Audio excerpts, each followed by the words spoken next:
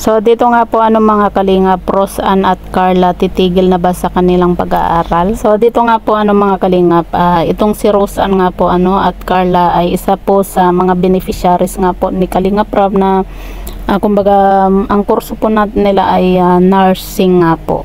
Pero yun nga po mga kalingap, marami po tayong nababasa nga po na comment na dapat kung talagang interesado daw po itong si Roseanne na mag-aral, kung ba think positive po siya dapat lagi, hindi po yung inuunahan po niya na hindi po niya kaya, 'di ba? At saka kung hindi po niya kaya talaga yung nursing, pwede naman po sigurong magpalit po ng kurso. Kasi mahirap din naman po mga kalingap na pilitin ni Roseanne na mag-nurse kung talagang hindi po talaga yun ang kanyang gusto nga po. At dito nga po mga kalingap, kumbaga nandyan naman po yung mga sponsor, itong si Kalingap Rab, para po suportahan din po sila sa kanilang pag-aaral nga po. Kita nyo naman po mga kalingap kung gaano kalaki po yung naging pagbabago sa buhay nga po nila. Sa lahat po ng mga beneficiaries ni Kalingap Rab, talagang kumbaga napakaswerte na po nila kasi ang laki po ng nabago sa buhay nila. Katulad na lang po nitong si Roseanne, 'di ba? Kung makikita po natin yung bahay po nila noon dati, 'di ba? Kumbaga maliit, tapos talagang medyo sira-sira na din pero ngayon po makikita po natin na napagawan po sila ng magandang bahay at kumbaga hindi na rin po sila gaano kahirap po sa buhay kasi marami po silang mga sponsor na handang tumulong po sa kanila.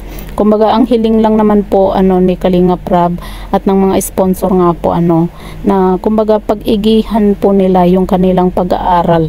Wag po nilang sayangin yung mga tulong na ibinibigay po ng mga sponsor, maging itong si Kalingap Rab nga po kasi 'di ba hindi po biro yung mga perang ibinibigay din po ng mga sponsor po sa kanila, kasi hindi naman po yan pinupulot ng mga sponsor. Kumbaga pinagtatrabahuan din po nila yan para lang may maibigay sila dahil gusto nga po nilang tumulong Sana sa mga beneficiary nga po ni Kalingap Rab, sana kumbaga wag po silang magbago at talagang magpursige po sana sila sa kanilang pag-aaral, kasi napakalaking tulong po ng ginagawa ni Kalingap Rab, 'di ba?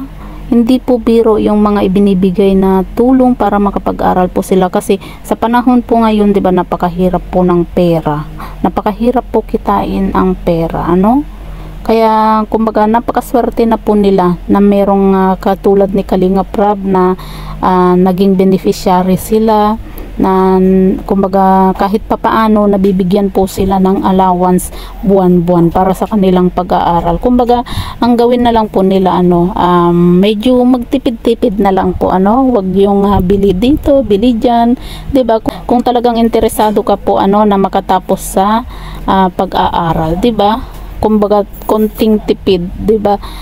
Kasi alam naman po natin mga kalingap na PWD din po yung nanay ni Roseanne, talagang mahirap din po sa kanya, 'di ba? Kasi kumbaga syempre hindi rin po natin maiwasan na ganun din mag-isip itong si Roseanne nga po, kasi sobrang hirap din po sila sa buhay. Kumbaga ang talagang nakakatulong na lang po sa kanila talaga ay yung sponsor at itong si Kalingap Rab. Pero yun nga, ang hiling lang naman po ni Kalingap Rab, pagbutihin po nila yung kanilang pag-aaral nga po. So yan po mga kalingap, ano po yung masasabi nyo sa bidyong ito, i-comment nyo lang po sa ibaba at babasahin po natin isa-isa.